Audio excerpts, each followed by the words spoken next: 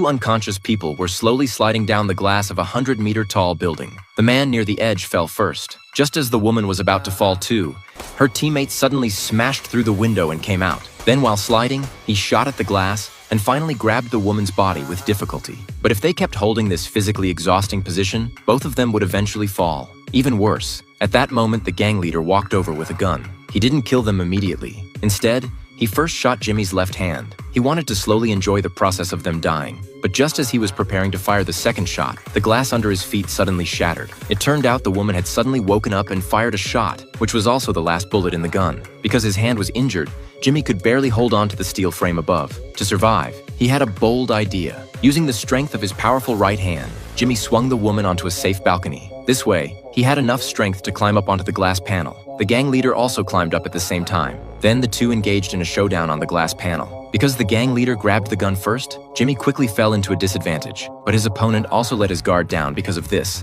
and almost fell from the building. Jimmy took the opportunity to kick the gun away. Without the gun, the gang leader pulled out a knife from his waist. At this moment, the glass panel under their feet also started to crack. Jimmy quickly backed away. The charging gang leader fell directly onto the balcony and passed out. But before everyone could breathe a sigh of relief, new danger came. They had just returned to the room and rearmed themselves when the other gang members flew directly to the window in a helicopter.